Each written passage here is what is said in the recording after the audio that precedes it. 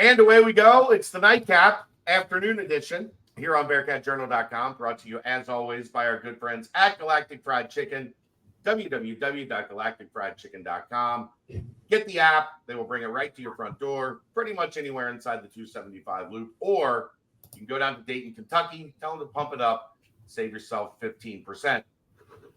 All right, you wonder why? Why do we have a Friday afternoon version of the Nightcap? Well, it's because we have a special guest, joined by none other than John Cunningham, Athletic Director at the University of Cincinnati. John, welcome from your, looks like a hotel room in Salt Lake City.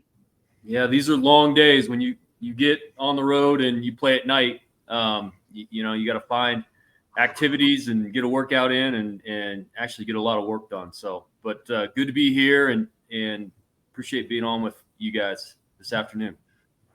We are thrilled as always to have you, and you talk about the excitement and everything going on. It's got to be exhilarating. You're on your first Big 12 road trip to new conference mate BYU. You had the home opener last week, which is I've estimated one of the top three in my 16, almost 17 years, one of the top three crowds I've ever seen at Nippert Stadium, and my number one daytime crowd. There have been some Nippert at night crowds that have rivaled, but that was the loudest I've ever heard Nippert during the day. So you've got to be pretty excited with the momentum and with this experience that you guys waited so long to finally be real. You know, what I love is when I get to hear from others that haven't been to Nippert, and I think that our fans enjoy that as well, because I do think it's a bit of a hidden gem in the world of college football, and I think we're going to arrive on that national stage more and more, and so we'll get to have these type of opportunities to show off more and more. But when Fox arrives here, just like ESPN Game Day did, 2 years ago, Fox arrives. They're not sure, what kind of crowd are you going to have? You just lost. You're coming off a loss. What is it going to look like? And we kept assuring them. We said, hey, we're going to be good. Don't worry about us. And they were shocked. And we were getting texts early in that day that was like, this is the fastest we've ever seen this pit fill up. Can't believe the atmosphere. It looks so good. It sounds so good. And so Fox was just over the moon in terms of the production that we put on. And I give a lot of credit to our staff because we go out of the way to make them feel comfortable and to make it easy for them because we know we want them back. So that was great to hear. And then you had the Big 12 office obviously in town, and Brett Yormark and that crew really just saying the same things. I think we caught them maybe a little bit off guard. Obviously, there's a few people in that conference office that have been around our program and kind of knew what to expect. But those that haven't, to show up and see Nippert live and in person and to see the atmosphere, they were blown away. And then the third one is Oklahoma. And, I had a chance to connect with Joe Castiglione, the Oklahoma AD, who's been doing it for a long, long time on the field. And he said the same thing, just a great atmosphere, great college environment, great people. And he was very complimentary. And that was when the game was still in balance. So he didn't just say it because he was winning. We were right with him when we were having that conversation. If I had $1 for every time I heard somebody say, it doesn't sound like there's 40,000 people in here, I'd have a handful of dollars.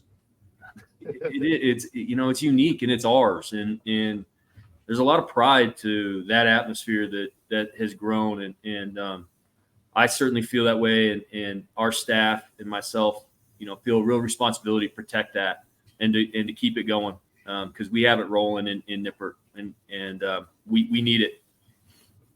Now, you go from the national spotlight on the big noon kickoff on Fox to the national spotlight tonight as the only game on a Friday night.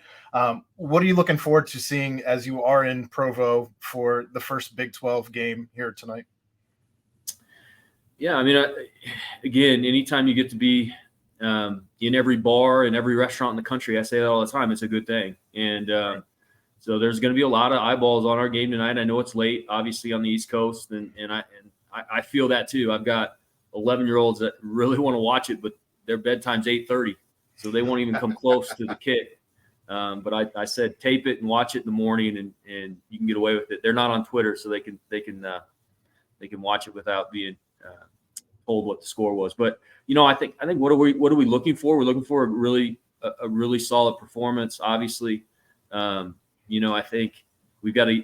We've been moving the ball. We got to get it in the end zone. I mean, all the things that you guys know. We got to continue to play great defense and put pressure on them. It's a tough environment. This is a tough team.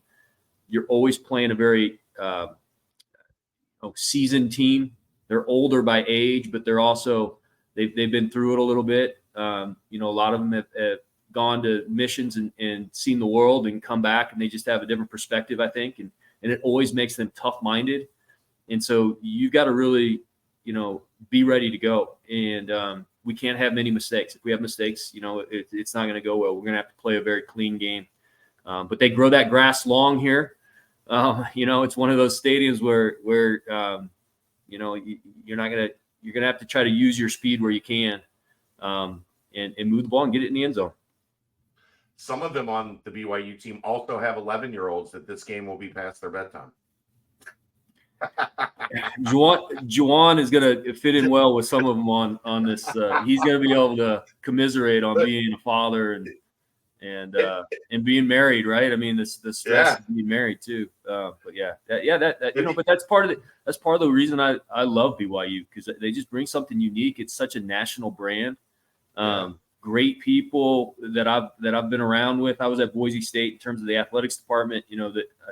Tom Holmoe is one of my favorite ADs in the country, just in terms of who he is as a person and how he goes about his business and how he treats student athletes and just a tremendous person. So great fit for our conference, and wait till they come back to Nippert, because we're going to have to make sure that we protect our tickets there, because they're going to be coming in droves to come into Nippert Fifth Third too. They travel nationwide and have a great following. If you see Juwan at midfield before the game with a couple BYU players, they're sharing parenting tips. That's right. Commiserating on. Yeah, that might happen. All right, let's get into a couple other topics. I know one thing that the fan base has been talking a lot about is the MTE with the release of the men's basketball schedule. Those games are run by an outside company. They are not part of the season ticket package. Could you just kind of explain the thought process and how this came about to be a game that's kind of outside of the season ticket package and an extra couple games at Fifth Third Arena? Yeah, this is me, and I'm you try things and you hope it works, and I think this is going to work really well. But when we talked about bringing an MTE to campus, which you can do every few years, and it made a lot of sense this year with all of our great games that we're going to have in Fifth Third. It will be the best lineup in terms of overall lineup that we will ever see in Fifth Third, right? And it's just going to perpetuate and continue year to year. This is the best basketball conference in the country. It's not close. All of the metrics play that out. And so when we start with Texas and our Big 12 slate of games, get ready. Because every night is going to be something special, and so we felt like instead of going to Maui or other places, St. Thomas or whatever, it made sense to get some home games, some additional home games, and they are additional home games. They're not, the season ticket package didn't really conceptualize these games when it was put together, and so we thought, well, we've got two additional home games. They're early in the year, Detroit Mercy and Eastern Washington. Let's try to, and this is my concept, but let's try to recreate what we saw in the NIT when Virginia Tech came to town, which was we had a lot of people that don't get to sit in the lower bowl, and let's price it in a really aggressive way to allow families to get it in the lower bowl if there's additional inventory. And I say that because our season ticket holders will have the option and do have the option. First right of refusal to their seats, and if they want to purchase those seats and they want to go to the games, obviously they get first right of refusal. And again, the price point is less than $20, and we're even in the club less than $40. So we're trying to price it in a way that really makes sense and allows people to go to different places within Fifth Third. But I think there's going to be additional inventory. I think some people won't choose to take us up on the offer as a season ticket holder. And then now you have additional inventory, and you can get some people that don't get to sit in lower bowl, down in lower bowl, and bring their families and just create a different atmosphere for those early season games. So that's the concept. I really believe in it. I think it's going to work well, and we're going to give it a shot. I'm just curious, on the MTE front, what does that challenge look like going forward now that you're going to be in a 16-team conference and there's only so many high-level MTEs, and the unwritten rule, I guess, is you only take one team per conference per event. Like, is there a challenge there where this is going to be something you cycle through maybe every couple years as you're allowed? I think so, and I do think the MTEs might take a little bit of a step back. I'm not sure about that, but I think they might. Partly because NIL games are popping up where you have, like we're doing at Dayton, where you're going to play Dayton, and then there's an attached NIL component to it. So I think that those have come into play a little bit. And then I think, I also think when you're in the best conference in the country, it's a big math equation to get into the NCAA tournament, to be honest. And we know that our strength of schedule, it does not need any help, to be perfectly honest. So we've got to make sure that we have a mix of those really difficult games. We play Xavier every year. We've got Georgia Tech this year. So we've got great games, but then we also have to have a mix of some teams that at home we should beat. And that's the equation to get in the NCAA tournament. Again, we talk about it all the time. We'll have so many opportunities in the Big 12 to show our worth, but we've got to get to the Big 12 conference with a good with a strong record, and that's going to be important as well. Is there any chance these MTEs get tied into NIL as well down the road? Maybe. I don't. I'm not sure. And I think the other question, and I've talked about this very openly too, is you don't know exactly where NIL is going to go long term. So we know in the next couple of years it's absolutely vital to our success, and I keep saying that is the path to having the best players, retaining the best players, and putting the best product out on the floor and out on the field for us. So we've got to jump into that space full-fledged, and I think we have in a lot of ways, but I'm going to continue to push it. We need people involved. But I think long term, where NIL is in 3 to 5 years is probably going to be different than it is in the next couple of years. So I say that at the same time, which is a long answer to your question about MTEs. I think there's so many things in flux right now. I'm not sure where it's going to go. Aaron, you stole my question there, Chad. Sorry. As we're talking about men's basketball and what have you, though, both men's and women's had locker room updates. Are you able to discuss anything in that regard? Yeah, it's really a cool project. It's a $6 million upgrade to our men's and women's locker room, but then it also created a lounge for both programs, so they mirror each other down where the arena club used to be. So it was a lot of space, and we really built something out that's really going to be nice. It's going to open here very shortly in another month or so.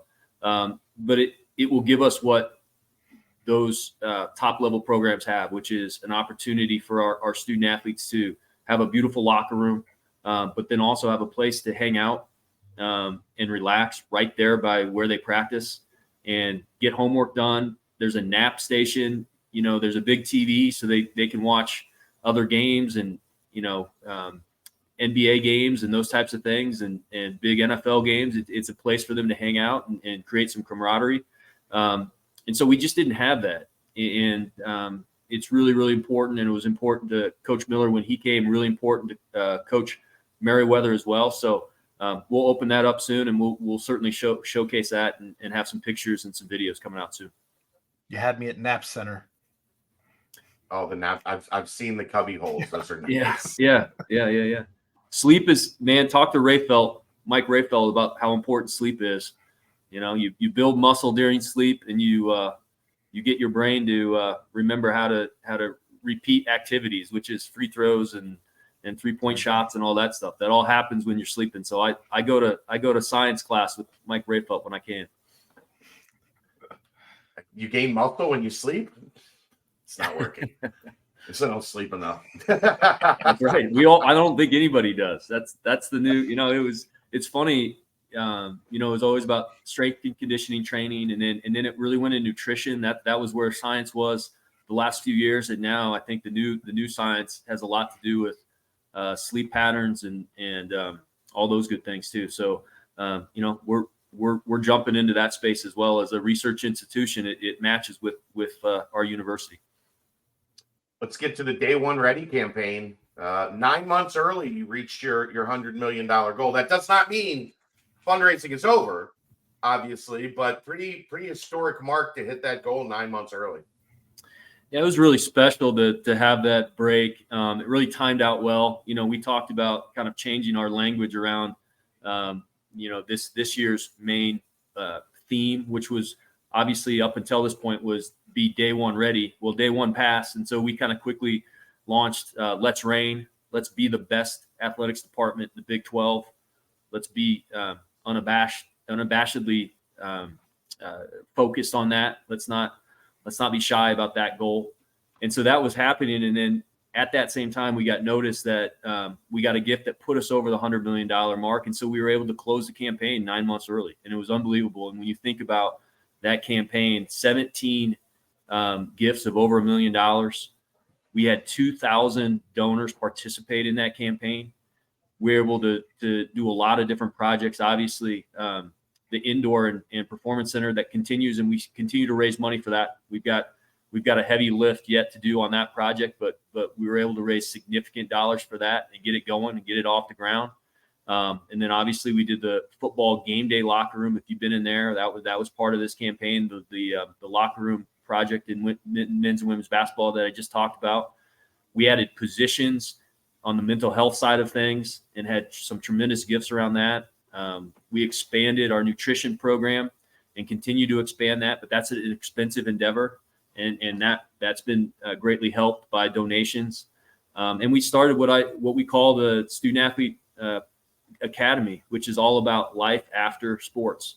And we launched that. We've added a few positions there, and we work every day on connecting our local businesses to our student athletes to make sure that they're set up. So whenever their careers end, whether it's after they play professionally or after they play collegiately, they're ready to go and they step right into a job. So all that it was encompassed with that great campaign, and so thankful for our donors that continue to support us at such a high level. I'm glad you went with donors. Go ahead, Aaron. I was just gonna say I'm glad you went with Let's Rain over Make It Rain. That was probably a smart decision. Yeah, I think that was more appropriate. Although sometimes we need to make it rain on the NIL side. I'm not gonna lie to you. So we got to figure out how that goes. Yeah. Yeah, and you got to be happy now that one of your significant donors into the mental health and wellness side is now the most famous man on the planet. Man, I'll tell you that gift from Travis was so important to our campaign, and it just shows sort of where his head is at in terms of he wants college student athletes to have a great experience. And yeah, I mean he's been awesome. He's been in contact with Karen Hatcher, recently, and continues to be close to our program. And obviously we'd love him to come back anytime he wants to. And hey, he can bring whoever he wants, but there may be somebody specifically we'd enjoy to host as well. So, I have an idea. Maybe courtside seating at the Texas game. That might be important. I have an idea. Yeah. Let's retire his jersey at homecoming. He's on Thursday night homecoming week. You retire his jersey on Saturday, and maybe he brings his new friend with him. I'll take all ideas. I'll take all ideas. Yeah. You brought up the indoor practice facility. You brought up the locker rooms. One of the things that we didn't touch that the Day One campaign also funded was the indoor golf facility. And this team is coming off a very successful season. We look forward to seeing more growth in that sport as well. Anything you want to touch on there in regards to the indoor golf facility? Yeah, thank you, Aaron. I forgot about that, and should never, because it's a beautiful facility. I meant to mention it. It's game changing for our men's and women's golf programs.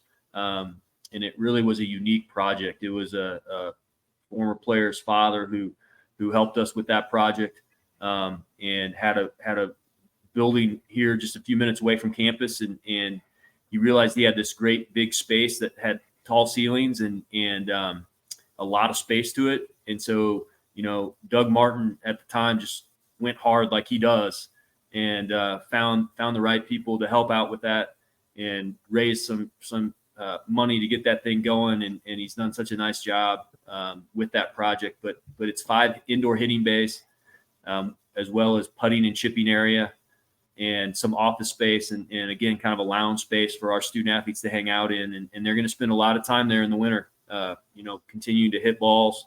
And, it's, as I talk to people, the world of golf has so much to do with analytics and spin rate and all those things.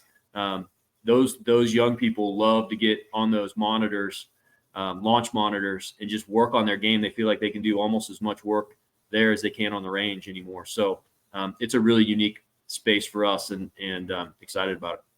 How often are you finding yourself down there just to get a couple shots in?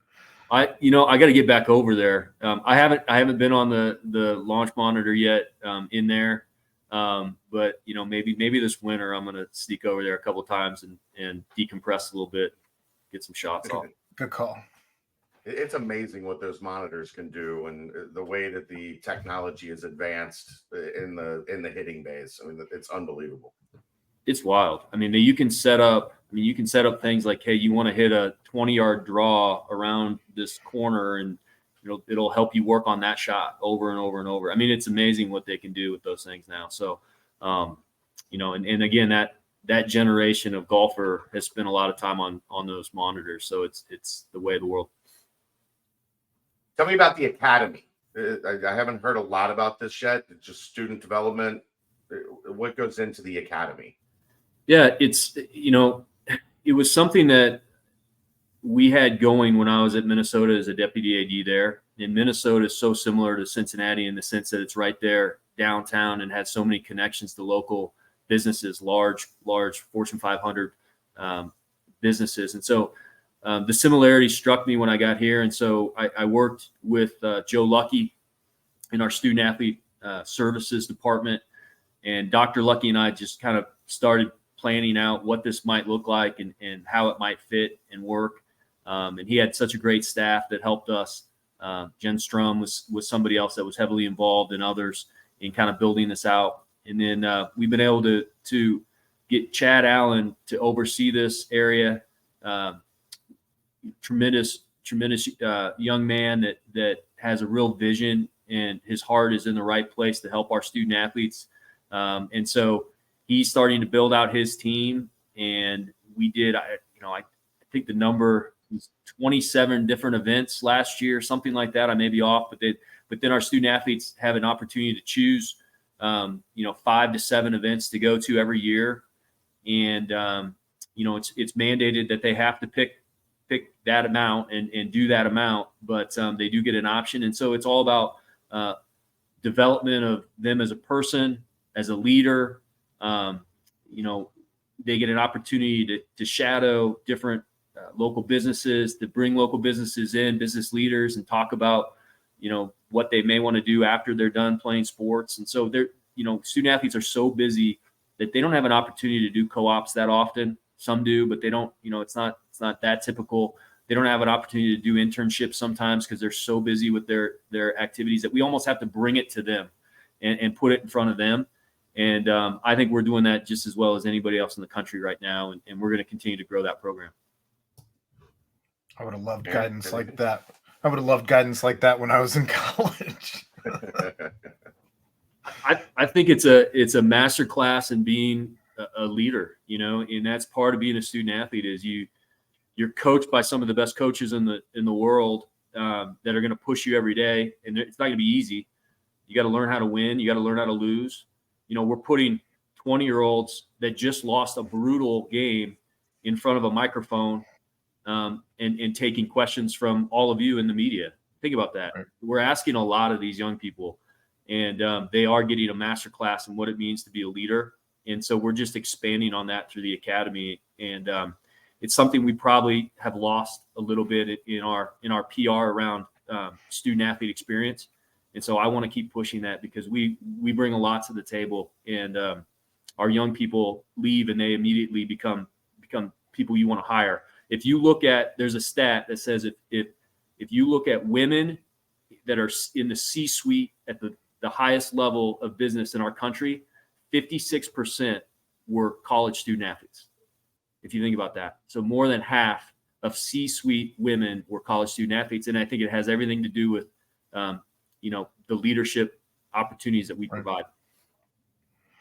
Now, we touched on Cincy Reigns a little bit ago.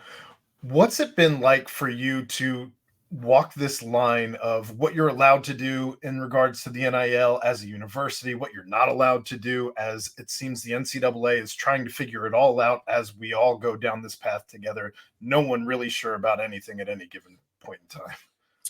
It's been tricky. I mean, there's no question. I mean, we hired a consultant group called Altius that helps us. We call them all the time. We're working with them all the time. Greg Harrell is someone we hired that's an in-house consultant that works for Altius. And you do that because it's a tricky environment. But my take right now is that we have great people that are supporting Cincy Reigns, and really, people that have their heart in the right place that are growing that collective. And a lot of places can't say that. I'm really proud of the structure that we have. Now we need to fund that. I think we've done a lot of work on the structure and getting that right. And if you go to the website, it's really easily laid out on how you can support. And we're willing to answer any questions that you have. And this group, Brian Fox and Ken Tracy and many others that are working on Cincy Reigns will help you in any way that they can to answer any questions. So I'm proud of that. But now we got to fund it. And I'm not going to be shy about that, because I would want, if I'm in, I talk about being a steward of our program. This is your program. This is the fans' program. And if I'm a fan, I would want someone to tell me exactly how we can be successful. And right now in this environment, you have to look at donating money to Cincy Reigns. You have to look at the world of NIL, because it will give our coaches the tools they need to be successful. And then once we get the student athlete here, I believe we do as good as anybody else in the country in making sure that we make them present themselves the right way, make them get out in the community, make them work for what they're getting from NIL. And I'm really proud of that. And I just talked about all the things that we're doing on the academy side, and it all kind of goes together, which is we're developing young people that are going to be some of the best people in the country. But NIL right now supports them, and we need our fan base to understand that and jump on board now. How blown away has everybody been at the success of Cincy Light? It's incredible. It's amazing. I mean, I think it's caught, I believe, from my brief conversations, I think it's caught everybody off guard by how successful it's been. And I was laughing the other day, like, whenever you see like a 12-pack, it's like this aha moment. You've got to get it. It's like I'm going to get this wrong. Pappy Van Winkle, is that what they call that? Yeah. That whiskey down in Kentucky. Like, it's just this. It sells for $300 a bottle. Yeah. I mean, it's got this element to it of like, if you find it, you buy it, and you buy it quick. And so that's really fun. I think, it's been such a great partnership, obviously, with Rhine guys. They're tremendous people, and they're doing everything they can, obviously on the production side, by the way. They're pumping it out as fast as they can, but it just goes to show you that our fans are supporting it.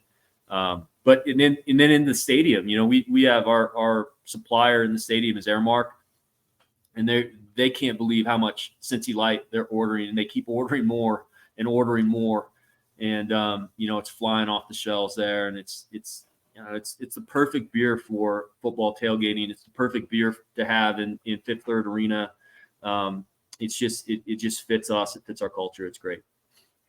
I just wanted to real quick, like the context for people. I was having a conversation with somebody back in the summer before the season started, and they told me the number that was anticipated to be good enough for the first 3 games for like your most popular selling beer. And I was like, oh no, like that's not going to make it through the EKU game. And they like, you're kidding. And I'm like, watch, like if you have that number for 3 games, you're not going to have any beer for Miami and for Oklahoma. And that pretty much came to fruition. Like that is how fast it's outpacing even the loftiest of projections in July. Yeah. I mean, our guy Gary at Airmark is awesome. He's been really good. I hope people have seen a difference in Airmark this year. And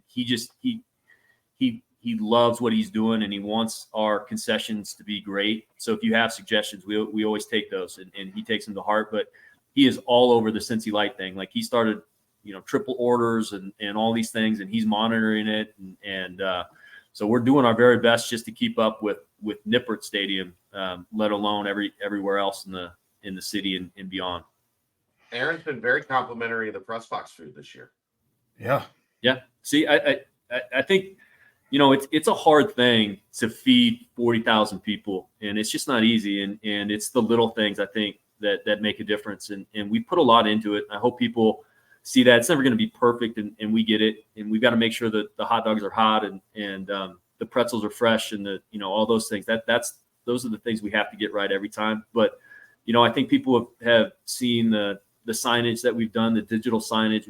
We put a lot into that. We've got new elements and new food offerings, and that pretzel stand behind the student section. If you haven't tried one of those are outrageously good. So we're trying different things, and I hope people are seeing a difference. Yeah, especially in the press box. I just want to reiterate that the press box has been a giant step up. And I did tell Zach that this past week. I did want to comment. Obviously, Cincy Reigns has been doing things the right way. It's very rare that Cincinnati offers the allowance of using the trademarked CPAW. And I understand that that's been granted, although it's not been used at this point yet. But just obviously they're doing things the right way to even have that allowance provided. Yeah, that partnership, you probably saw that, or some people did, and there was maybe some question about that. But that was our, we sell all of our multimedia rights to Learfield. They're our partner. They're a tremendous partner of ours. What happened there is that now Cincy Reigns has worked with Learfield, and Cincy Reigns has become a sponsor for us. So just like you see TQL and Kroger and all those other sponsors that we have now, Cincy Reigns is a sponsor. That allows the use of the IP, which is really important, the CPAW. But it also allows us to do some things in terms of, supporting them, Cincy Reigns, like we would any other sponsor.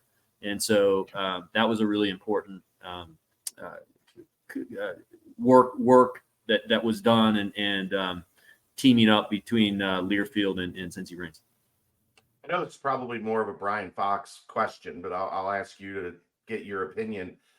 Has there been a shift around town that you've sensed that with the success of Cincy Light, where maybe some other people that are in high places are looking at it and going, we work with them, we might be able to create something pretty special in this town?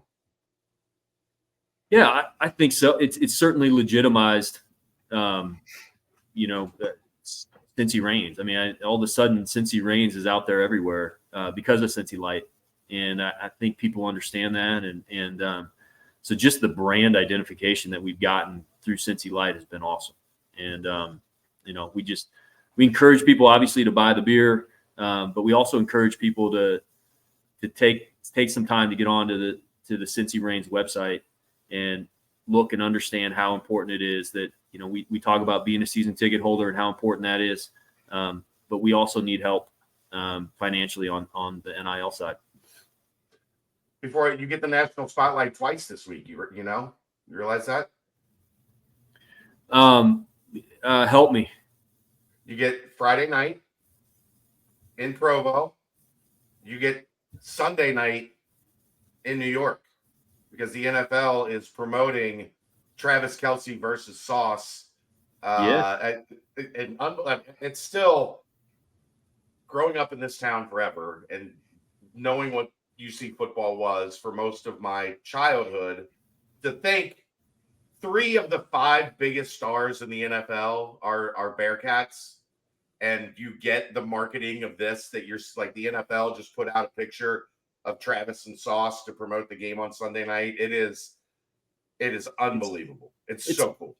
It's unbelievable. I mean, it's amazing to have the Kelsey brothers as first team ballot Hall of Famers, to have Sauce, to have Des Ridder as a starting quarterback in the NFL. How many colleges say they have a starting quarterback? I mean, it's amazing. And then, just across the board, what all the other guys are doing, what Kobe's doing, and whatever. I love checking out Monday and seeing how everybody played and the impact. Jerome Ford. I mean, the impact the Bearcats are having.